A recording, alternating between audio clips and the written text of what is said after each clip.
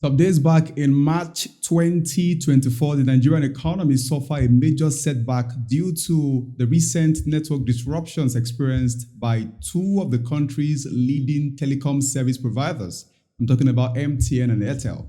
The disruption crippled some businesses and sent shockwaves across various sectors of the economy, which raised concerns about its impact on the country's stability. We'll get to this and more on the show today. I'm glad to welcome you to MarketSquare X today. My name is Oluwa Pelumi, where the network disruption experience was said to have been caused by damage to undersea cables, which occurred along the western coast of Africa, notably in Ivory Coast. Now, this undersea cable damage affected internet and mobile communication services, leading to significant connectivity issues and disruptions in business operations. The Nigerian economy was particularly hard hit by the disruption because here in Nigeria, reliable network services are important for online transactions. You know that already. There was noticeably a decline in sales for online retailers, with customers facing difficulties in accessing e-commerce platforms. The e-commerce sector in Nigeria has been a major contributor to employment and revenue generation in Nigeria. According to statistics by Modern Intelligence, Nigeria's e-commerce market size is estimated at about $8.53 billion in 2024 and is expected to reach $14.92 billion by year 2029, growing at a compound annual growth rate of 11.82% during the forecast period. My guest on the show today is a tech enthusiast, and we're going to look at this together. Welcome, Mr. Tokwe Aderiboye. Welcome. Yeah, thank you very much, Mr. Pelum. Thank you for having me on. All right, then. I know you are aware of the network disruption that took place recently in Nigeria and some other parts of Africa. Can you give us an overview of the incidents? All right. The overview of the whole incident is largely political. If you've been following the recent developments, war developments between Gaza and Israel, there has been a lot of fireback between each nation. It's been over months now. Now, in response to that, some nations, Yemen rebels, they decided to wade in to support Gaza. So, in quest of doing that, America also decided to join so that they can help Israel. So, from there, there were exchange, like bomb exchange between Houthi rebels from Yemen and then between America's spaceship. So exchange kept taking place on the sea between those two people. So I think in order to do a major damage, they went to destroy the optic fiber below the sea level at the Red Sea. So because of that destruction, we had a major setback in our internet communications along Africa. Please note that some of these network providers, they plug their cables up from Africa. So, like for example, Glo connected their cable all the way from Portugal, cut across the UK like that. So they ran their cable across Portugal from Nigeria to Portugal. Then for MTN and Airtel, they did the same under the Red Sea along that part, that Israel-Gaza area. So the terrorists did that just to send a notification or just cause panic across the world. So that's the overview from my own MBA. Okay, well, so let's now talk about the major economic impact of that damage, because in Nigeria, like you know already, many businesses depend on internet connection, especially for those who work remotely. For instance, people who work remotely, some schools also who run online classes as well were affected. So tell us, what were the major economic impact of this damage? Of course, the world is now going digital. Of course, it had impact and negative impact on our e-commerce, especially. Right now, in fact, DSTV, GoTV, those of us with digital satellite television, for days we had tough time coming online to see what was going on. And for those of us who are telecommunication giants, subscribe to MTN and Glo, we had challenge to trying to access our bank codes and do some transaction. It took us days before they could rectify. In fact, the verification took days in some parts. It affected us now. The impact is it affected our e-commerce. Of course, our e-commerce at large. We lost trillions of naira. We spoke about the remote jobs. Of course, remote guys couldn't really perform optimally. In fact, I have one of my mentee, I want a mentee like that who works for me, one of my plenty establishment there. He had a job to submit online, and there was deadline attached. He had to go and purchase a glow line that same day. On getting a glow line, he still couldn't perform his franchise, such as should be the case. So yes, it had devastating, but the revenue for the day could not be generated. The duties, for example, our banking industry are fully digitalized. So a lot of services were grounded. Then our satellite televisions were grounded. Our telecommunication were grounded, and some parts of our governors were like CBN too. They were grounded. But of course, we live in this part of the world whereby we are not fully digital, except from some part of the economy. Yes, we are grounded, and it affected a whole lot, especially the banking system and the telecommunication system. Okay, well, and I think I connect to that as well. Many remote workers couldn't work. DSTV also had its own, it felt the pain of that disruption. We also know that some banks also had issues in terms of people not being able to transfer. And especially for those who have their offices online. I say to people that sometimes if you can't rent a physical shop, why not rent an online shop? Now, when accessing the online shop now becomes difficult because of internet disruption, then one is losing sales right there. Now, if we're going to look at this to say, how do we prevent and protect? So prevention, I'm talking about on the part of the government, because the government can try to prevent, business people can try to protect themselves against it. So let's talk about the prevention part. Some have said that this is the reason you cannot depend on MTN and Airtel, because it has revealed Nigeria's vulnerability and dependence on these two telecommunications service providers. So first, I want to ask you, do you think the government should get into this? I think we're once there at some point, we're once in this space at some point, but do you think the government should get on board in maybe setting up its own agency that runs, a commission that runs this telecommunication side of things? Do you think so? Thank you. Thank you for that question. I do not think so. I would not support government coming back to start taking care of these responsibilities.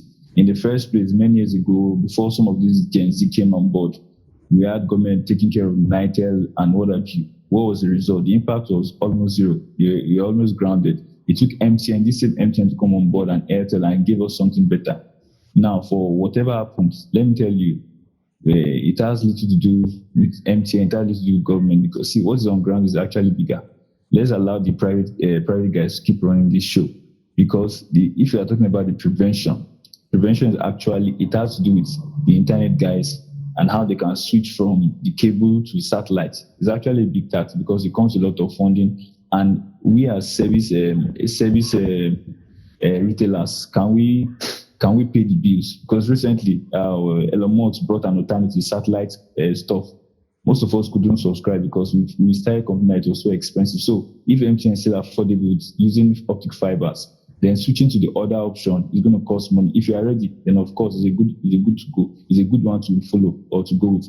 But talking about government coming back to stage the show and being in charge, I'm going to say no. We should leave with the private sector guys. Okay, well, I think if we're going to take a cue from what the government has taken care of so far, so good, one can say that the government should just chill on this and let the private people take charge of things. But again, we cannot put aside the fact that there has to be certain regulations on ground to checkmate these people. Let them know that we are on your tail. We are watching you very closely. So do you think the government has a role to play in setting the regulations and ensuring that these people are made to answer questions, and maybe even create a robust backup system? What do you think? Definitely, that's what I said. Like, definitely, the government should, as a matter of fact, keep playing the role of policy making and ensuring that agencies in charge are conducting their monitoring activities. please understand that whatever took place is beyond Nigerian government. It actually has to do with international bodies. There's a fight going among themselves. So they call it economic sabotage. So they have to do something to send message to partners, to allies of different countries in this ongoing a fight between Israel and Gaza. Please understand that as outside optic fiber, we can stick to satellite communication system. But like I said, Elon Musk right now through his Starlink's firm is providing such service, but it comes with a great cost. And you who is running a business cannot afford to pay to subscribe at that, at that level. It's very expensive, and there are complaints. Not that we cannot switch to the satellite communication system, but for example, as a nation, do you have a satellite at the space? No, the last one we shot to the space like some 3-4 years ago. We heard that has fallen off the space. So where did it fall to? We don't know the whereabouts of the satellite. So are you saying we should still go back that way? So rather, we have to negotiate Elon Musk. He should give us something that more affordable. For the time being, over time, everything comes to normal negotiation. When there's diplomacy, deep diplomacy and negotiation, then we can arrive at a very, very balanced, on both sides can balance. So going to government, there's nothing they can really do. It's beyond them, sir. Wow. I think you have just preempted me there by answering a question that just came to my mind when you were speaking as to what private individuals can do. Now, we know that we live in a country where subsidy is a thing. If, President Bola Ahmed Tinubu came on board last year as the president of Nigeria, and at the time of inauguration announced that there will no longer be free subsidy in operation in Nigeria, meaning that the true price of petrol will now be seen, and has been seen so far so good. Also leaving it on the demand and supply basis, leaving it to the hand of the economy. We call it the invisible hand in economics, just leaving it to demand and supply. And some have also said that the government also has been subsidizing electricity for a while now, which impact has not been seen as much as we would have wanted it to be.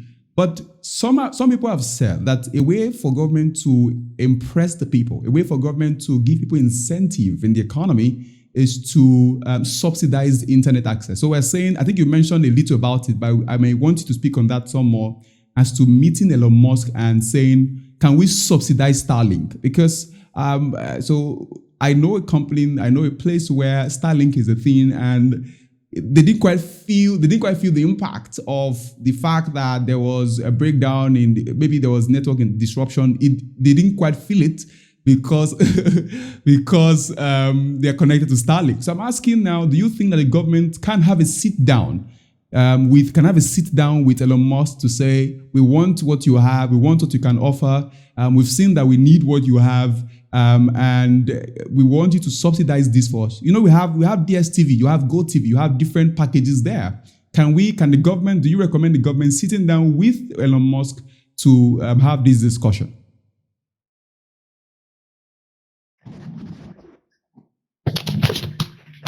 Yeah, hello, I have some network challenge. Can you hear me? Yes. Did you hear my question?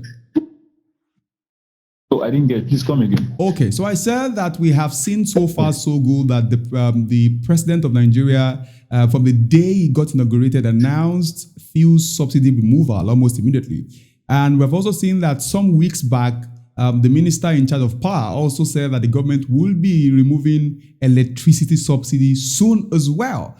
And a way to give incentive to businesses, a way to give incentive to people who have whether small, whether medium scale businesses, whether small, micro, medium scale businesses, to inspire them to even believe in Nigeria, is to try and have a sit down with Elon Musk to say, our people suffered the last time. We see that internet is a thing now. Internet is a thing. Can we have a package that is not as expensive as what you have introduced?